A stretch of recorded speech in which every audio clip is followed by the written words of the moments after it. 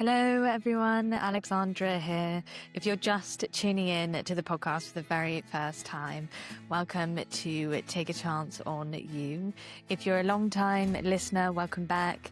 We're into season 2, Leaders on Their Way and Aspiring. Season 1, we covered hidden talent, where I explored students and young people entering the workforce, going through their applications for apprenticeships, internships, they're volunteering, and they really relate their stories for the very first time.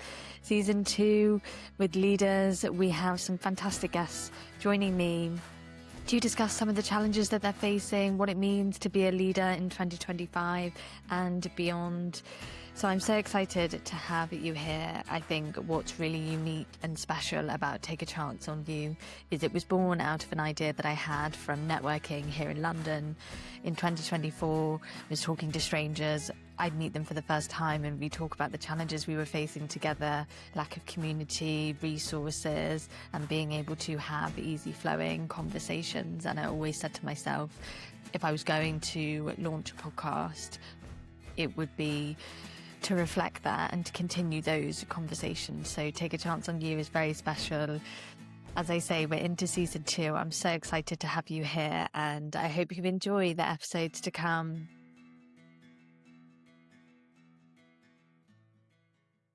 Feeling lost in the noise of social media? Inspo cuts through the clutter, connecting you directly with real insights from real experts and industry leaders. It's a new social network dedicated to knowledge sharing, industry insights, and thought leadership. Get the latest from top minds in your field, or build your own thought leadership portfolio on Inspo. Already trusted by thousands of professionals worldwide, be part of the conversation and download Inspo Experts today on the App Store or visit www.inspo.expert. Welcome back to the Take a Chance on You podcast, hosted by me, Alexandra Forsyth.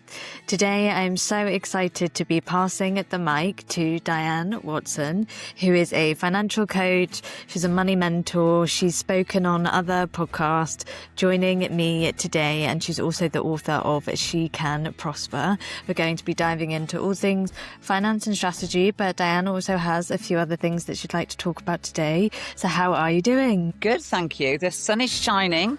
And it's a beautiful day here in Yorkshire. Good. I think the weather here in London is quite dull, but it's quite warm for this time of year, unseasonably warm. Yeah.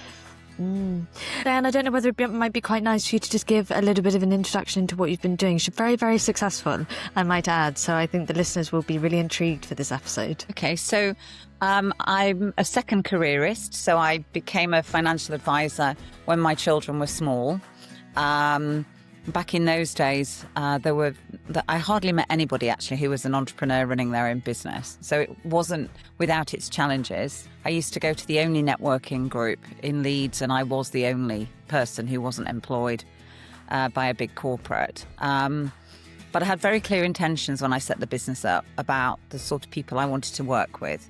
And they were people in the professions, people who worked. I was very keen to work with women. I'm a female, obviously, myself. And there were hardly any female advisors back in those days. So that's what I did. And I ran the business from 1994. And I actually retired in April this year, 2025. And had a great business and loved it. Wasn't without its challenges, as all businesses are. But one of the things that became apparent to me during that very long journey was that women really do find themselves in really tricky situations because they often are very unaware, not engaged with their own financial information. And when things go wrong, which obviously they do, people get divorced, people split up, people get made redundant, people suffer ill health. I felt that women were really on the back foot and became more and more of a passion of mine. So in 2020, I set up She Can Prosper. I felt the name was really powerful and it did what it said on the tin. But unfortunately, obviously, as we all know and remember, in March 2020, we went into lockdown. So we took it online, until we could have in-person events. And we've been doing a combination of both ever since.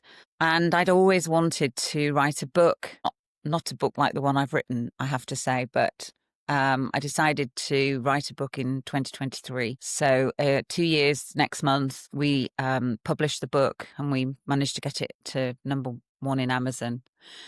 And I was very fortunate that lots of my lady clients, female clients, who'd had either good or bad experiences were really happy to share their stories so that other women wouldn't make the same mistakes. So most of the people that contributed are very identifiable. They were very brave. One or two decided not to do that, which is equally fine. And the book's been successful. I've been doing quite a lot of talking, podcasting. And I decided the middle of this year to change She Can Prosper into a community interest company so that we could apply for funding to help women who possibly can't afford to pay for the sorts of things that we do. I'm a qualified NLP coach, but I recognise that not everybody can afford those services. So I'm in the process of running some taster events so that we can start applying for funding in the next couple of months. And then we can run both in-person and online events. And the feedback so far has been really positive. You know, people have said that's really helped me clarify my mindset around money. We had a really great couple of calls yesterday. And that's what I've been doing. Amazing. You haven't been doing enough. I'm joking. I know that you're running the free workshops right now. No. So we are running some in November. So people go onto the website, shecanprosper.com, or follow any of the social media platforms that She Can Prosper is on, LinkedIn, Instagram, Facebook. They can access the links to sign on to those workshops. And as I always find when I run things like this, either in person or online, women are so supportive of each other. Yeah. You know, we had a very brave lady last night talking about financial coercion. And you could really feel the support in the room, even though we were in a virtual session rather than a face-to-face session. There's been something recently, I won't go into too much detail, but I've read it recently in the media. Someone quite high profile has been the victim of a scam, and she's female. Somebody's contacted her pretending to be, I think it's a friend of hers, or it's a close acquaintance, and I think she's handed over a large sum of money, and they've targeted her because she's very well known in the industry. Like I say, I won't go into too much detail because I don't want the wrath of anybody coming for me, but it just shows you that possibly women are a little bit more targeted, I could say. And it leads me on to what do you think some of the biggest challenges are for women in terms of financial security and that literacy, just understanding a bit more? So what we know is that by the age of 7, all of those messages for everything, not just for money, are very firmly implanted in our subconscious brain. And so what we find is that if women have poor experiences of those messaging in childhood, they carry those through into adult life. So might be messaging around, you know, if you want some money, go and ask your dad. He sorts all the money out. It might be that you grow up in a home where there is a shortage of money, you know, which could be anything. You know, it could be gambling, it could be other things, substance abuse, you know, or it could just be that you're born into a family where money is quite scarce. All of that messaging plays into our grown-up relationship with money. And on top of that, my experience is that women often feel very poor in terms of their ability to understand complex maths. So they relate maths to money. And obviously, when people get together and if children come along, women are quite clearly juggling a lot of balls in the air at the same time. And many are happy to abdicate the responsibility of the money choices to their partner because it's one less thing to do. So they are unaware. A lot of women I meet don't even know how much their mortgage is. They don't know anything about what could happen if they got divorced or worse still, if they're cohabiting. They have much less rights in terms of the law. And because so many more women now are running their own businesses, they are more vulnerable. They have less protection if the business, you know, has a downturn or if they get ill. So, you know, that in my experience is kind of what brings a lot of women to the position of being poor around money choices, fearful that they won't be able to make good choices for themselves. And there's a lot of evidence also to suggest that women are much more cautious in their investment decisions, which means they have a poorer outcome. Because whatever we might read in the newspapers, over time, the more risk you take, and I'm not talking about risky risk, but in terms of the types of investments that you go into, the better your opportunity is. So if you're a very cautious female and you're choosing to stay in the bank with all of your money, you are going to have potentially a worse outcome long term than somebody who is prepared to make some good investment decisions. I think that word investment's really interesting because I didn't really know a lot about investment a few years ago. And in terms of financial literacy, I was doing a bit of research before this episode. It is part of the curriculum for secondary schools, but actually for primary schools, it's not a legal requirement to teach financial literacy. So as you mentioned, to the age of 7, you're already starting to understand what money means in your family and to people close to you. So really, we should be, and I think there are a few organisations out there who do offer training to primary schools if they want to get involved, but we obviously need to go that step further earlier. We do. And the reason why I'm so passionate about it is quite simply because my parents were both extremely poor.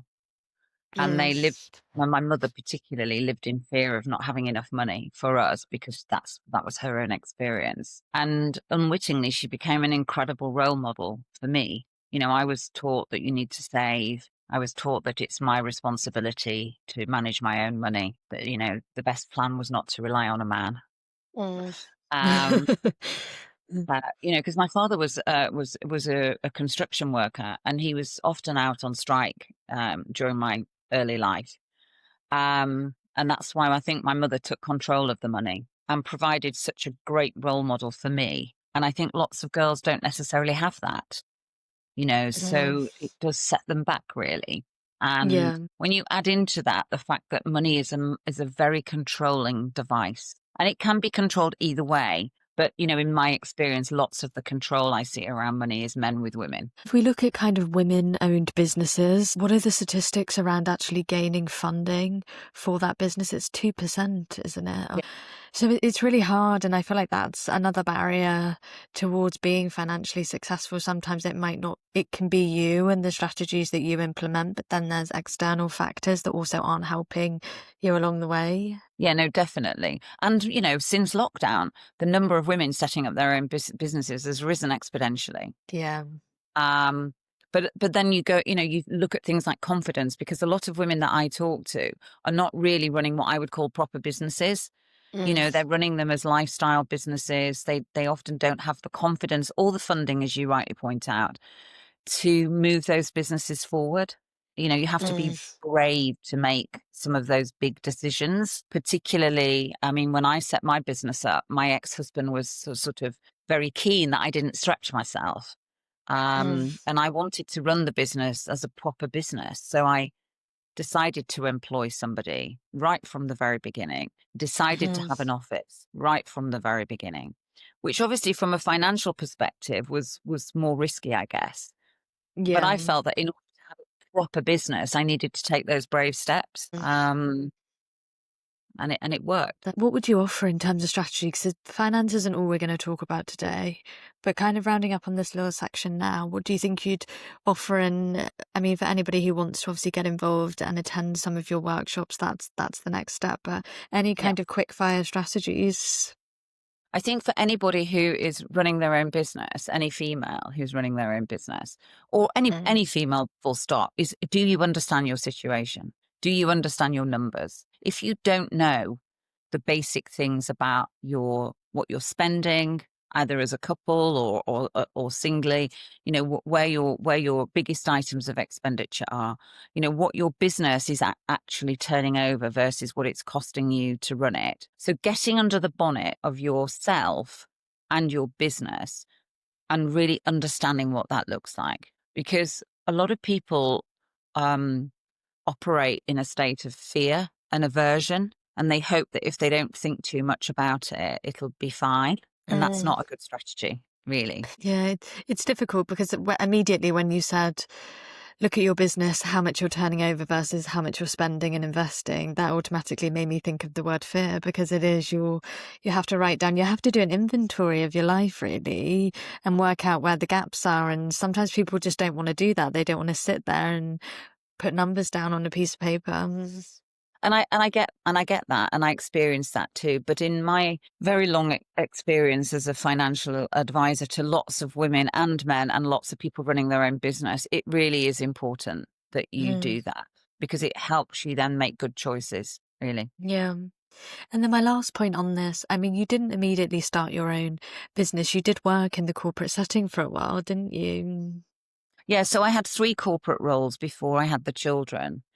I mean, I actually started my life as a journalist, Oh, which I really loved, but in-house. And then I went into sales and marketing training. And that's really one of the reasons that I became fascinated by what I do, because I was doing a lot of training with very large corporates um, who were adopting in those days something that was very new, which was computer-based training in their workplace. And you know, we were at the forefront of a lot of those things that were happening in the in the early 80s actually. Um, but it was clear to me that long term I couldn't do that job when I had the children, because I was literally away all the time, and I had to find something that would fit in with the children more than that did. And that's really why I came to the conclusion that I needed to do something for myself. and I think having your own business, it's really exciting, as you say. As soon as you get over the hurdle of the money management and the money matters, it's really exciting to have your own space to explore, and you're evolving with the business as well, and you're growing as a person, working out what's working well and what's not, making those adjustments. So if you're doing it, anybody listening, it's a really exciting space to be in. Definitely. I mean, but it does come with some consequences. I remember the first time I went on holiday thinking, not only am I on holiday, but I'm not earning I'm not being paid while I'm on holiday. You know, there are lots of Yeah. mind shifts that you have to get used to.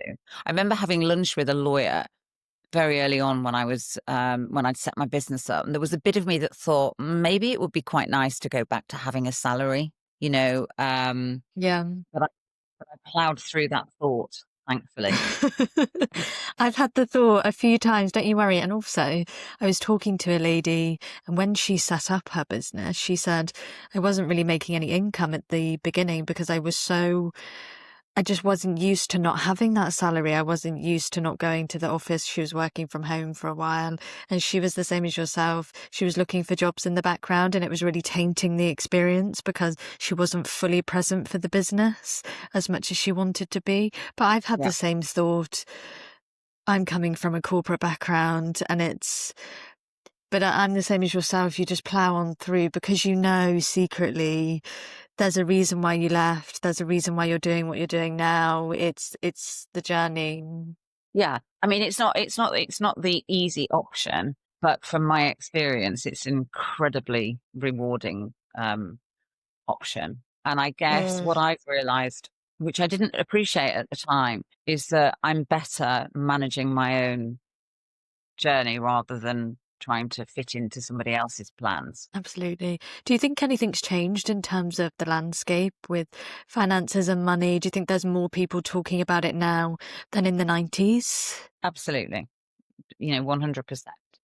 Um, there are more people talking about it. However, I do think that people still don't take their own personal financial journey seriously enough. And Yeah. there's lots of reasons for that. You know, as we're all aware, you know, it's much harder now to buy a home than it was when I was growing up and, you know, a new graduate. You know, people's work experience is often more pressured. The hours are longer. You know, people come out of university with bigger debts now. So Yeah. there are a lot of factors that make it much, much harder than it used to be when I was, you know, in my 20s and 30s.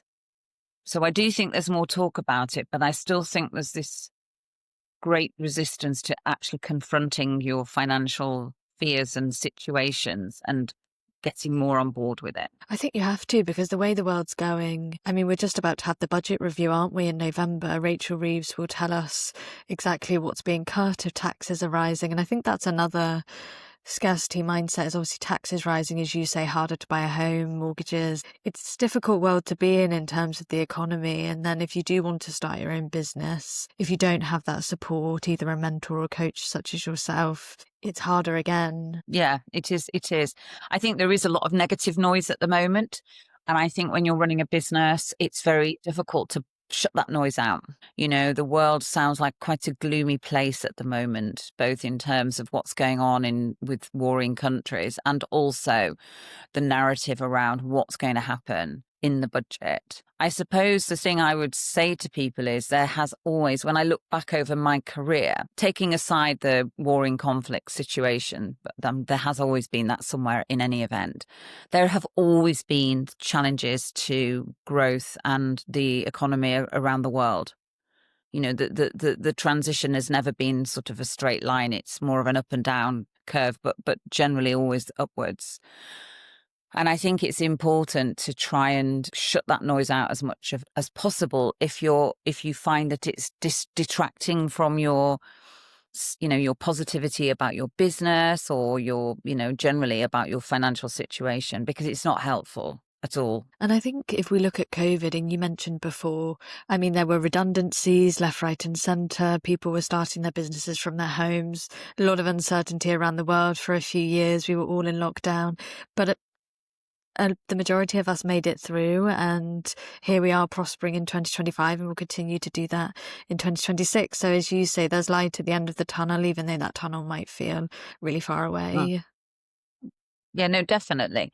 I mean, I was absolutely blown away by how many people, some of the things that people did to cope during COVID. When we were going to the pub up the road to get our takeaway Sunday roast, and the way, the bar in the village changed into like a deli with, wine and food that you could go and pick up. We are quite innovative. I mean, it's part of our human spirit, isn't it? To survive. And never more was that true than during, COVID. Who could imagine that we'd all come out the other side the way that we did?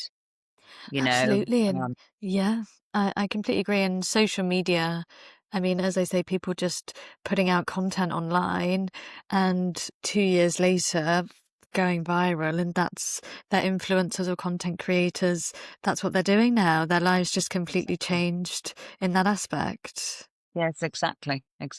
But moving on to the exciting topic of the podcast.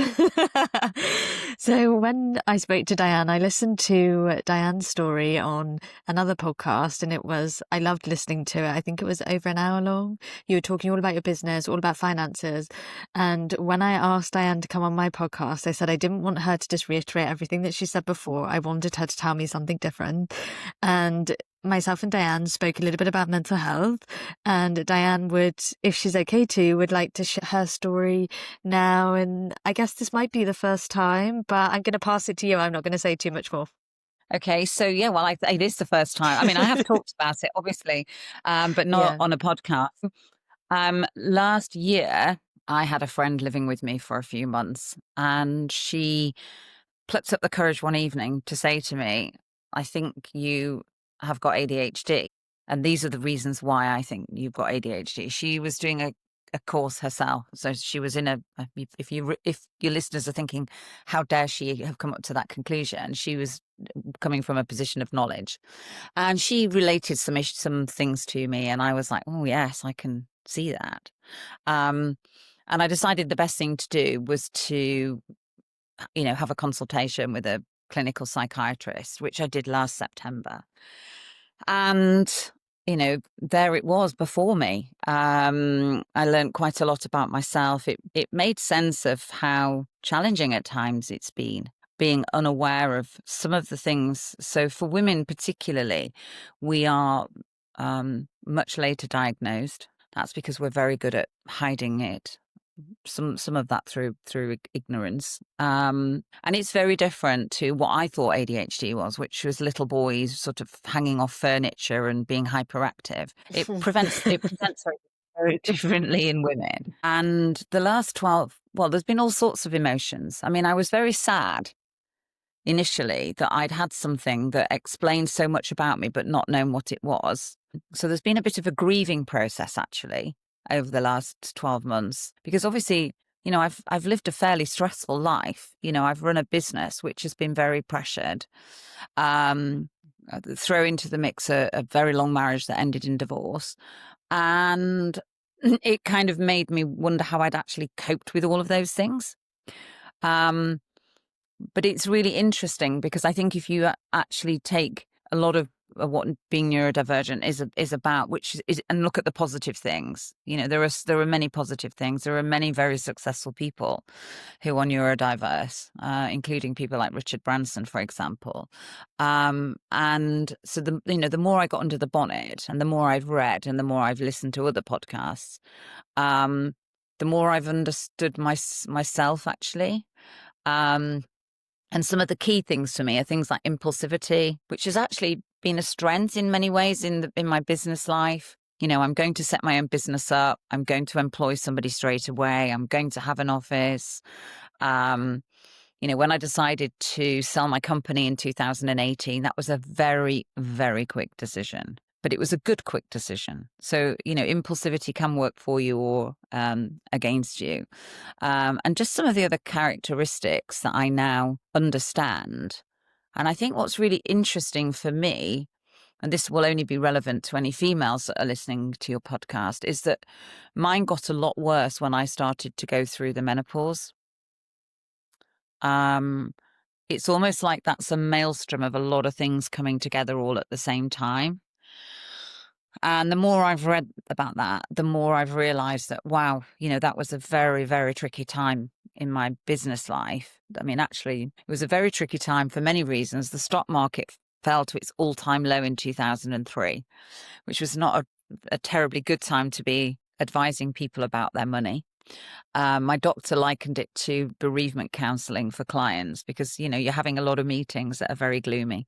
And even though it's not your fault, obviously you take it, I take things like that very personally. Yeah. There's been such a lot of, light bulb moments for me in terms of understanding myself. And I think what's been really interesting is that when I sold my company, the person who ran it for me, who was almost like my wife, and we separated. She went on her journey, I went on mine. And that has been the most impactful thing that has happened to me. Because what I've realized is that I'm not very good at the stuff behind the scenes. And I had somebody for a long time who was doing all of that for me. So it's kind of explained why, going into the next phase of my life, which was working within the business that bought mine, going into lockdown as somebody who lives on their own, not having the support to help me with all the technical issues that I found myself with in the beginning of lockdown. Like my broadband wasn't strong enough to hold Zoom meetings and all that sort of thing. It's explained a lot, and it's been really, really positive for me. To understand myself more. Yeah. And I just want to say thank you so much for sharing your story on this podcast, because when we spoke about it, you said, this is what I would like to talk about. I've confided in a few of my friends and just let them know that I can't believe, that you're talking about it today. It's quite special, really. But going back to, the late diagnoses. So I went to a conference a couple of weeks ago and I interviewed two ladies there. They were both in similar positions to yourself. One is coming up to her late 40s and 3 years into her diagnoses, and then the other lady was recently diagnosed 18 months ago, but lived such a full life up until then, having no idea that they had ADHD. And I asked them the same question: do you think it's changed your perspective? Obviously they're very happy that they have the diagnoses now. They can, as you say, work out, it's not even working out your weaknesses, it's working out your strengths, and then just maybe areas that you want to improve on now that you have a better understanding. So it's good in a way, but also at the same time, does it ever make you think what it would have been like had you had more exposure to neurodiversity earlier on? 100%, because, when I, as I said to you, mine all kind of really kicked off in about 2000, between 2002 and 2004. So that was, going into the perimenopause, which, let me be clear, 23 years ago, nobody talked about. It's not Yeah, I like can now where there's imagine. lots of support for women. Nobody really talked about it. And my mother certainly didn't want to talk about it. So when all of that was going on, and with the stock market was at its all-time low, and I was very anxious about clients, I got prescribed antidepressants um, for my anxiety. And actually, that is not the right thing to prescribe somebody who's got ADHD. So I think it's, just understanding more and having, I would say to anybody who is unsure about themselves, it is worth getting a diagnosis. And also understanding more about if you are neurodivergent, what that means for yourself. I mean, I couldn't understand, for example, why for many years I've hardly been able to read a book. I just can't focus. I said, well, what's wrong with me? Because I did English Yeah. at university. I find it hard to get going. Obviously I've been successful. So there's this kind of um, mixture of opposites, really, isn't there? And I have actually thought, how did I actually do that, knowing what was going on in my brain? But I think that's because we women do, we kind of just crack on because we Yeah. have to. I remember sitting in meetings when my marriage was ending thinking, I am absolutely broken, but this person that I'm talking to is not going to have any idea about that today because it's a business meeting and people Yeah. want you to talk about your personal stuff. One of the most frustrating things, I have to say this, since I've been diagnosed, and I've been very happy to share it with people, is how unsupportive many people have been and saying things like, oh, everybody's got that now. I find that quite hard because Yeah. it's very dismissive of my feelings and myself. And I know that that's a common theme that other people have. It's this idea that everybody's got something now, just get over it and crack on. Mm. Um, and I don't think that's true. No, I don't. And neurodiversity is really complex because we are supposedly all on the spectrum in some ways, but that spectrum is quite wide, and we all face challenges, yes, but I feel like the neurodiverse topic is possibly, what's the word I'm looking for? Misdiagnosed, maybe. Maybe people just think it's this ADHD or autism and that's it, but actually it's a lot more complex than that. And as you've reiterated today, some of the ways that it's manifested in your life over the years, somebody else going through ADHD may perceive it quite differently. So it's actually hearing different perspectives, which can change your brain waves and how you think about it. Because I don't really agree with that. I don't really agree. I find it quite hard that people are being dismissive of you because they shouldn't be. And But yeah, that's that's the disappointment I have. But generally, I think it's been a really positive thing to find out, yeah, even if it's brought definitely. some And sadness. I wonder, I mean, have you had a look out for communities and anything around you that you can get involved in? Because that's immediately where my mind goes. Now that you know, is there an opportunity that maybe you could form your own community yourself, maybe for women, or is there anything in Yorkshire? I mean, I haven't done too much research. It is Mm. something that's on my mind to do. I mean, I've joined quite a lot of groups online. I mean, I was actually talking to the clinical psychiatrist this week, and she was suggesting that there are quite a lot of coaches now that specialize in working with people who are neurodivergent. And actually, I know a girl very well who lives down south. So. Um, and I think, money particularly, and doing work around that with women would be something that I would find, very enjoyable because it is, Mm. it is important. I mean, one of the big things, the impulsivity thing that we touched on before, which I said has been very positive. I mean, obviously, impulsivity with regards to spending money, for example, is something that can hold people I was back. thinking about it. You Yeah. know, it, Mm. it was one of the topics that was most covered on our workshop that we did last night. Because I hadn't appreciated this before I got my diagnosis. I am very impulsive and I am a spender. I mean, I also save, thankfully. But one of the ways of cheering myself up has been to scroll and spend. And it's amazing how quickly you can spend a few £100s online, with all these adverts on Instagram and things like that. So, we've been Yeah. talking with our cohorts about how to look for the triggers for that and how. So I've started, if I think I want to buy something, I just wait 24 hours and think about it. So stuff like that is really important if impulsivity is one of your drivers, because it's very easy, isn't it, to think, oh, I'll have that. That'll cheer me up. Or, if you've had a stressful day, we all have stressful days. And well, everybody has stressful days. If you're running your own business and if you live alone, as I have for many years, I mean, it's a way of kind of feeding something that's not necessarily very useful. Yeah. But I'm exactly the same. I normally try and do a wish list, either in my notes app on my phone. I will write down, okay, I want this, this, and this. And I actually go a step further. I wait till the end of the week. If it's something that maybe I could push to the following week, if I really want to buy it, I will wait. And then I get to the end of the week and I go through my notes app and I think, God, I can't remember writing that on the Monday. I don't think I want that now. So it's a good way, I think, maybe of combating the impulsivity to spend, because I'm terrible for it. And obviously it's coming up to Christmas now, really, so it's the time of year where everybody's feeling a bit loose with their wallets. Pressure, the pressure to spend. Yeah. I was talking to somebody last night who's always been my experience of Christmas is obviously my own experience. I can't speak for anybody else, but I grew up in a home where my parents were both very religious, so Christmas was about going to church and so on and so forth. So the whole spending side of things was much more mute.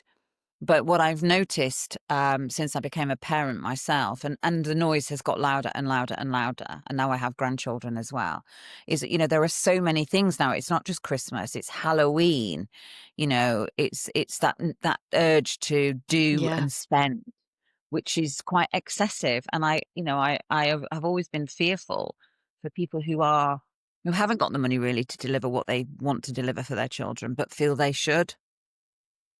And therefore go into debt, to make Christmas as special as they can, and then worry about it afterwards. And that's a shame. Yeah. It's a shame. Absolutely. I think, again, going back to social media, the opportunity to be able to just buy something on Instagram or TikTok shop or Facebook Marketplace, it really increases that impulsivity, definitely around Christmas. And then Halloween, you see somebody wearing a fantastic outfit and you think, well, I want that outfit, even though it might be a couple of £100 just for the one day, the one party. The same with New Year, New Year's Eve, New Year's Day, people traveling to go to a different country to watch the lights. It all becomes very excessive, as you say. And I actually volunteer over Christmas. I have done for a few years now. I'm doing it again this year. It's quite a humbling experience, and I do try and encourage people, if they can, to volunteer, not just at Christmas time, but once or twice throughout the year. It just brings you back down to reality. And for me, I'll donate gifts and I help put parcels together, and then we deliver them to the less fortunate. So there are so many charities in London as well, but all over the UK, that you can get involved in. So if you have the opportunity, and take your children along with you. Often I see children participating with their families. Yeah. Yeah. Yes, I think all of that stuff is really, really really helpful. I think it goes back to the fact that we all need to understand our money style and our money type. We Yeah. need to do the work, because doing the work is very impactful and very helpful. So if you're, I used to know somebody who never opened a credit card statement. I mean, there were just piles of them in the hallway because of a fear of what they were going to say. I understand that. Of course I do. But it's not going to help you in the long term. And in the same way, having limiting beliefs around I'm not worthy. And I've had these feelings, by the way. Yeah, we haven't touched on this. Yeah. Yeah, I've had imposter syndrome. I've struggled to understand how have I been able to run a successful business? Was it just luck? Was it fluke? I've had all of those thoughts because my Fantastic. background was so poor that me being successful has not sat easily with myself, which is why I've always done lots of charitable giving and I've often thought I have just been lucky. I have had that thought in my head. So one of the things I want to do through my paid coaching, is work with people to help them understand their limiting beliefs and how that's holding them back in terms of, if they're saying things like, I'll never run a successful business, I'm never going to be any good at this, that is actually going to play out in how their world works. I'm a big advocate for, I've just recently done my vision board. I mean, you don't have to do this. I have a friend who organises vision board sessions, and she had one yesterday. We cut out images from magazines and we wrote down our favourite quotes on a piece of card. It took a couple of hours, but it really gets you in the mood for 2026 and where you want to go. But you don't need to do it for the next year. You can just do it maybe for your business. Where do you want to see it growing in the next 6 to 12 months? And that really helps get me in the mentality of, I am worthy. I need to remember my value, because going back to your limiting belief, value has a lot to play in how much you charge for your services. For me, I don't really like, it's not about conflict, but when it comes to negotiation, I just get a bit flustered with the whole thing. And when somebody says, well, how much are you charging? And I say, oh gosh, just, I don't know, just give me anything you want. So I actually have to have somebody who works alongside me that helps with that, because I don't particularly like those types of environments. I mean, I've worked in a predominantly male industry for all of my life, actually, in all of the jobs I've had and in my business. And men do not, in my experience, suffer from those feelings of, am I worthy? Am I good enough? They are wired differently. But it is true that if you have those feelings, and I see it a lot with women running their own businesses, then that will play out in your business. If you believe you're not good enough to charge that fee, if you don't believe in yourself, if you don't think you're worthy enough to run a successful business, then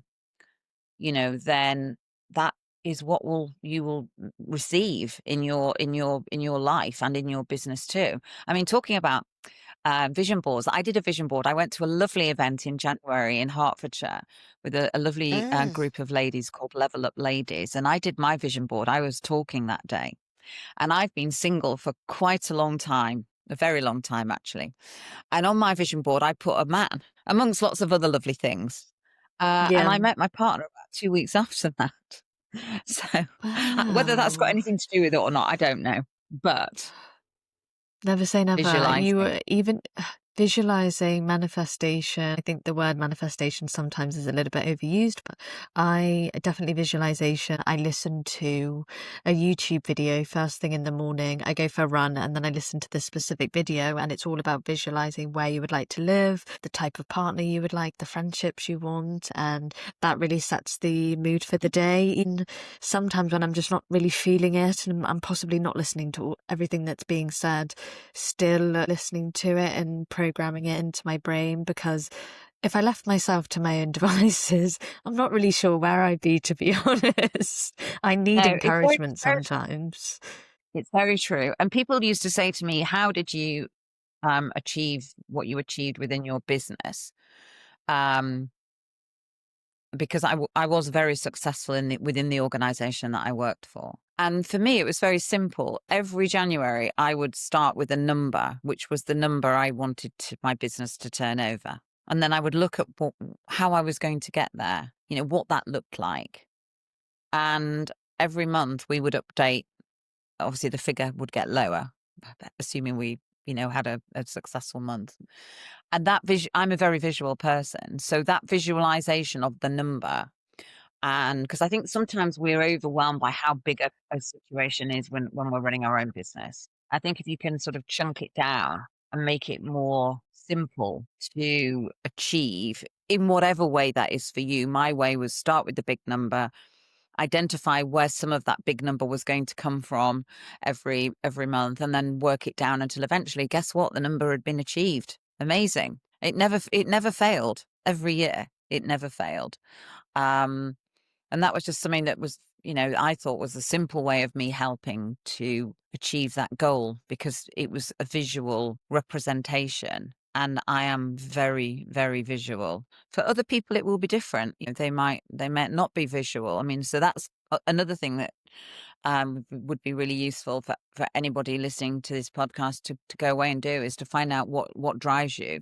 Are you an auditory person? Are you kinesthetic? Are you a visual person? And what is it that, because those stimulants are very helpful then in helping you understand the way you're going to work. And working through, one of the exercises we did last night was the trigger exercise, looking at what triggers us to behave in a good or a positive or negative way around money. Because all of that stuff starts when we're little, even though we don't really appreciate that. But being more aware of it. So I guess what I'm trying to say is if you do the work, and there's plenty of stuff out there that people can read. We do a blog every week. And one of the things that one of the people on the call said last night, your blogs are so helpful and informative. They're very practical tools that people can use.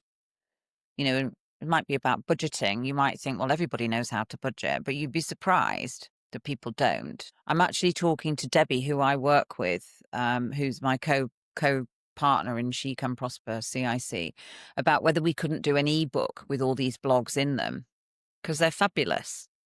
And people, Yeah. we built quite an outreach of people who read those every single week, and they are very, very helpful. That everything is small, manageable, practical. I know I will make sure, and what I do with the podcast is share all of the links in the show notes so everybody can follow along with you. She Can Prosper.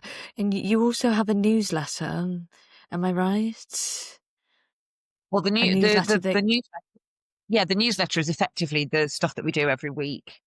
yeah, Where we're creating really informative content. People can yeah, access. There's a lot of information on the website that people can actually yeah. access. There are financial questionnaires that they can complete to try and understand their own style better. And we're always looking for people to say, would you do something on this? This is particularly interesting? I mean, the book takes the reader on a journey through from, teenage years right through to being, in their 60s around practical. It's a very practical book. It's not difficult. It's practical in terms of these are the kinds of things that you can do that will make a positive difference. Yeah. And it's never I too can't, late to do things. no, absolutely. I think it's in the US, but they can't remember which financial bank it is, but they have created a specific debit card for children. Parents have access to it and the parents can top it up with a certain amount of money, but it starts to introduce the concept to children from an early age. I'm not sure whether I used to have a savings account at a building society. Gosh, going back to building societies 20 years ago, and that's how I was introduced to money right at the beginning, and I just put pocket change in there. It wouldn't be very heavy. So yeah, as you say, introducing it from an early age, but then it's never too late. So if you wanted to become financially literate at 40, 50, 60, 70, starting at any time is better than nothing. Any small thing is better than nothing. Obviously, the earlier one starts, the better. You have to do less. And also be mindful. I mean, we've talked about impulsive spending, haven't we? But also, we spend a lot on things like coffee and takeaways. If you go to the office every day and go out and buy a Pret salad, how expensive are You don't they realise. now? Yeah, you don't realise. And you can easily just spend £20 on lunch, especially, here in London, gosh, it's extortionate. And then you do that throughout the week. And then the weekend, you're going out with friends or family on a Saturday and Sunday, might go for Sunday lunch or whatever you're doing. It's a couple of £100. You really just goes like that on just food out. I make the conscious decision. I invested in a really nice flask and I have a coffee. I take it with me from home every single day. I do not buy a coffee because I used to be that person. Every single day I would buy one and it's a lot of money gone. No, it is definitely. It is definitely. And, I worked in an office until I retired, completely in the office before lockdown and then intermittently afterwards. And I watched them going out, the people in the office, younger people, obviously, than me. And, they're coming back with their Greg's bags and their Sainsbury's and, whatever else. There's now a Pret on the lovely business park where they are. They're not spending £2.50, are they? No, they're not. And I think I didn't do it immediately. I mean, for years when I was working in corporate, I would be that person to go out for lunch with my colleagues. It's a process. So I guess for me, it was trying not to get overwhelmed with cutting everything out of my life straight away, Yeah. not waking up one day and saying, okay, I'm going to have no coffee today. I'm not buying lunch. I'm taking something from home, because that would really overwhelm me. I'd probably rebel against myself a little bit and say, well, no, I earn the money. I want to spend it.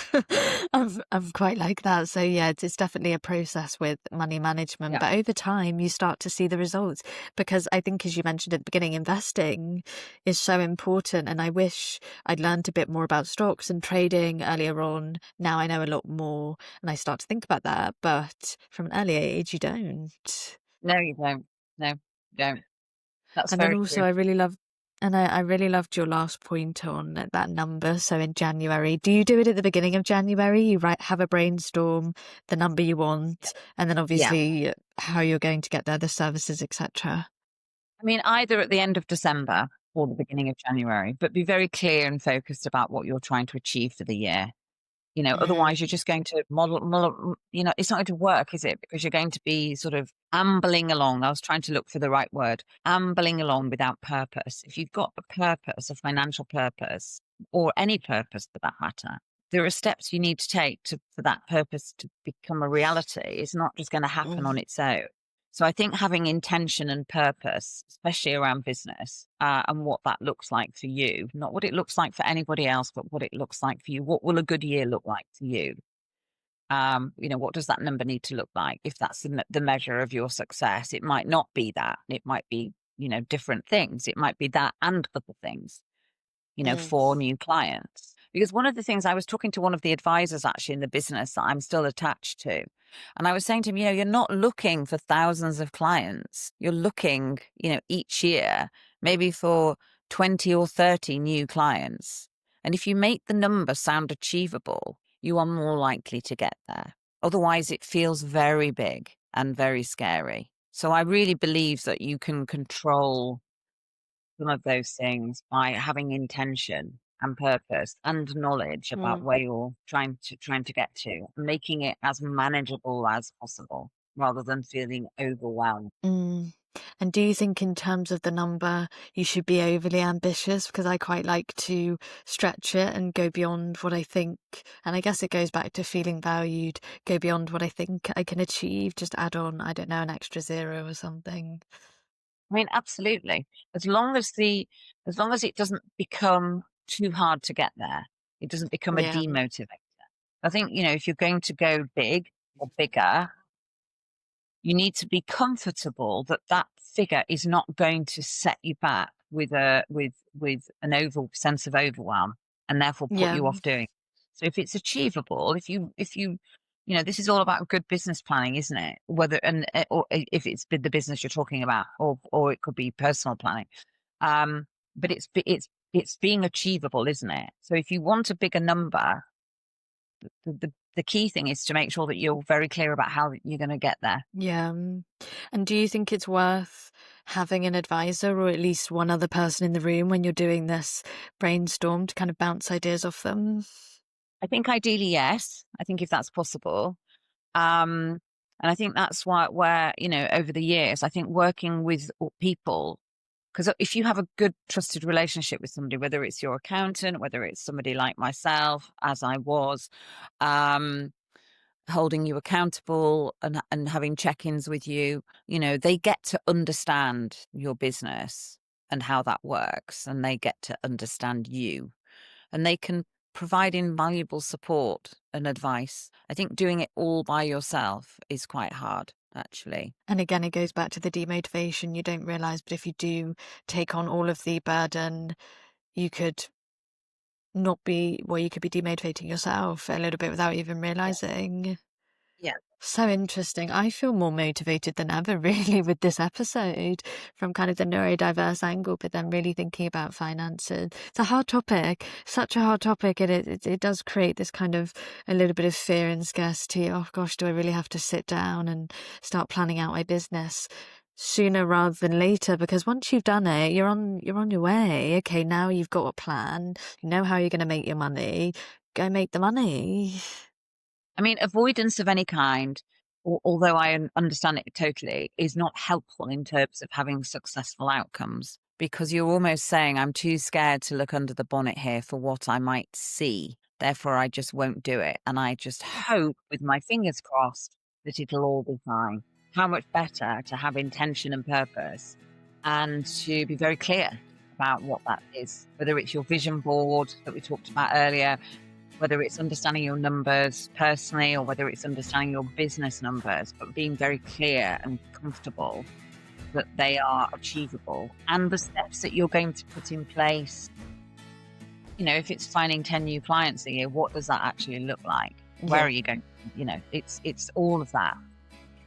And absolutely. And in the client space, if I think about consultancy, do you want them to be large enterprises, big clients who have really high turnover, or do you want to focus on small businesses and possibly have 10 small businesses versus, I don't know, 4 clients who could be really long standing? Because for me, I'm really huge on long-term partnerships. I don't really like to take on a client. I mean, I have done this year. I've taken on a couple of clients for about 3 to 4 months, but I really like to push the boundary, because then again, you get to know each other, and the services can evolve with the client. They could ask you for different types of services over time, and services you wouldn't have thought about had you not stayed on with them. Exactly. Absolutely fascinating. I think it's come at a really good time of year. Diane, you are hosting some of the workshops into November, and then it will be Christmas, and anybody listening can really start to think about their finances. If you are already on your way, absolutely fantastic. Maybe this is just a buffer or just a reintroduction into what it really means to get comfortable with the topic of money and the topic of finances. But if you're new here, I think we've spoken about some really good strategies to put in place. Everything will be in the show notes in terms of the links. And it's been an absolute pleasure to have you on, Diane. Thank you so much. And thank you so much for sharing your neurodiverse journey, because I think you're absolutely fantastic. I use that word all the time with the guests, but you've had such a successful career and you're only just getting started. You've got such a long way to go. Absolutely. Listen, it's been an absolute joy and a pleasure to talk to you today. Thank you so much for asking me to be on your podcast. That's okay. And I will see you all very, very soon. Bye. Bye-bye.